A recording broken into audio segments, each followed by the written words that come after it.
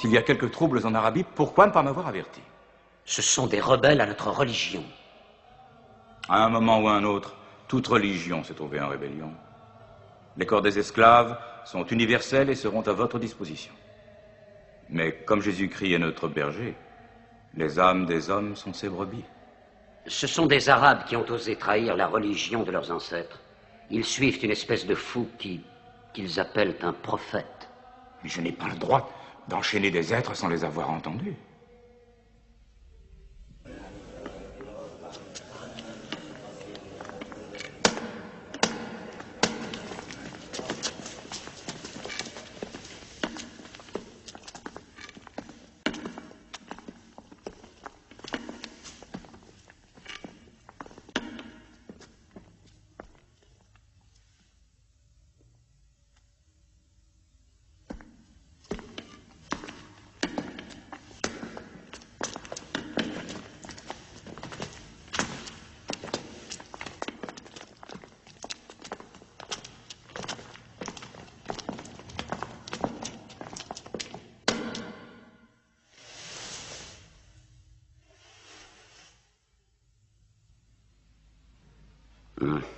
Cette raideur va leur valoir la corde.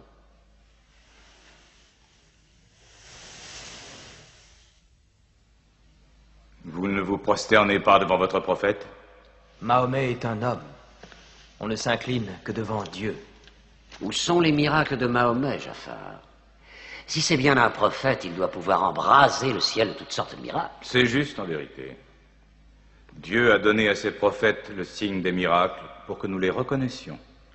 Le miracle de Mahomet, c'est le Coran sacré. Un livre, un simple livre écrit par un illettré et attribué à Dieu.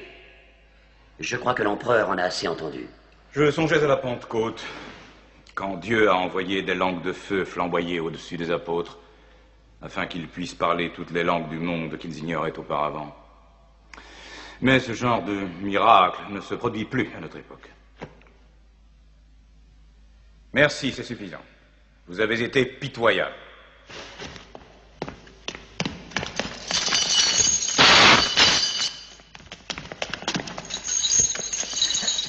Nous avons souffert des persécutions à la Mecque. Mahomet nous a dit, allez en Abyssinie, terre d'un roi juste, où tout homme est libre de sa pensée. Ce qu'ils appellent persécution n'était que punition bien méritée, leur insubordination... Pourquoi votre prophète vous a-t-il envoyé à moi? Parce que toi aussi tu crois en un livre où Dieu est unique, comme nous. Il nous a envoyés parce qu'au fond de ton cœur, ton Dieu nous protégera tous. Parler avec ces hommes, c'est puiser l'eau d'un mirage. Mais maintenant, leur parole me crée un devoir de les écouter, mon ami.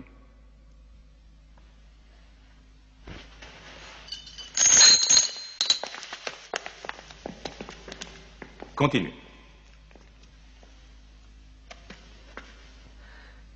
Pendant des années, nous nous sommes prosternés devant du bois et de la terre, des images nées de notre propre fabrication.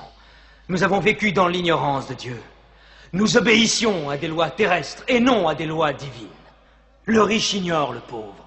Et la bonté naturelle de l'homme, qui le pousse à relever son prochain quand il vient à tomber, est considérée par eux comme un geste qui trouble l'ordre social. À cause de cette inhumanité est apparu un homme que Dieu a choisi. Et en cela, nous croyons de toutes nos forces.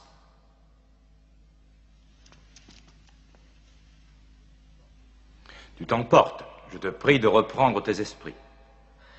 Je parle du messager de Dieu. Mahomet nous enseigne d'adorer un Dieu unique, d'exprimer la vérité, d'aimer son prochain comme soi-même, de faire la charité. Un simple sourire est peut-être déjà un geste de charité. De défendre la femme contre les abus, de protéger l'orphelin et de nous éloigner des dieux de bois et de terre. Je refuse de supporter plus longtemps de tels blasphèmes. Nous sommes une civilisation très ancienne. Dire que nos dieux ne sont que du bois et de la terre, c'est en parler en complète ignorance. L'idole, la forme, nous ne la vénérons pas. Nous vénérons l'esprit qui est évoqué par leur forme. Je te concède que l'idolâtrie a souvent été mal interprétée au cours des âges. Merci. Et maintenant, revenons-en à ce qu'il dit des femmes. Dieu a bien créé la femme pour devenir la compagne de l'homme. Elle est différente, mais notre égale. Notre égale? Nous nous payons des femmes. Nous les nourrissons, nous les habillons, nous les utilisons, nous les congédions. Les femmes, nos égales?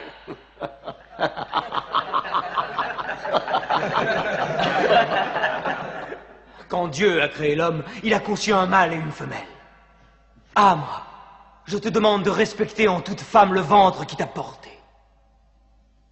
Pourquoi tes 300 dieux ont-ils la langue si liée, alors qu'un Dieu unique a une telle éloquence? Dieu nous a déjà parlé par le passé, en s'adressant à Abraham, à Noé, à Moïse et à Jésus-Christ. Pourquoi être surpris quand Dieu s'adresse à nous par l'intermédiaire de Mahomet? Qui t'a appris ces noms? Ils sont tous mentionnés dans le Coran. J'ai connu Mahomet à l'époque où il gardait ses moutons. Et nous savons que le Christ était charpentier. Les paroles du Christ et les paroles de Mahomet sont semblables aux deux rayons d'une même lampe. Il te mente. Il renie le Christ. Toi-même, tu adores 3 dieux, dit-on. Le Père, le Fils et le Saint-Esprit. Qu'as-tu à dire du Christ? Ils disent que Dieu ne peut avoir de fils. Le Christ n'est pas le Fils de Dieu. Parle-moi du Christ. Eh bien, nous disons du Christ ce que le prophète nous a enseigné. Dieu a insufflé le Saint-Esprit dans le ventre d'une vierge appelée Marie qui a conçu le Christ, l'apôtre de Dieu. L'apôtre, tu as entendu, et pas le Fils. Et ton miracle, ton Coran, qu'est-ce qu'il dit de la naissance de notre Seigneur Jésus-Christ? Je peux citer les paroles? Approche-toi.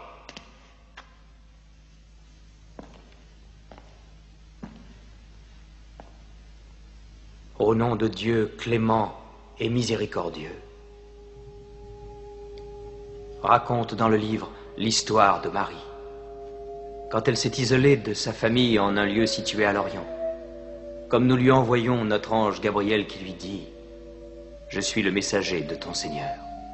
Je suis venu t'annoncer la naissance d'un fils saint. » Elle lui demanda « Comment pourrais-je avoir un garçon alors qu'aucun homme ne m'a touché ?»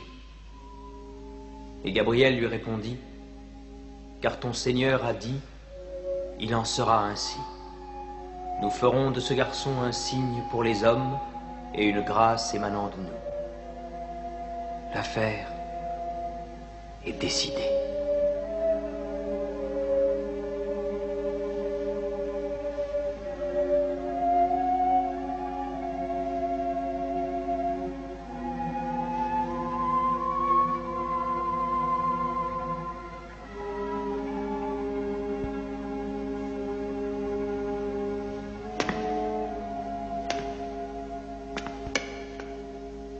Finalement, la différence entre nous et vous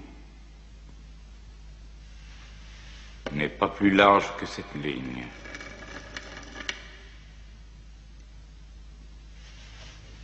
Contre une montagne d'or, je ne te les livrerai pas. Vous pouvez vivre en Abyssinie en paix, aussi longtemps que vous le souhaiterez.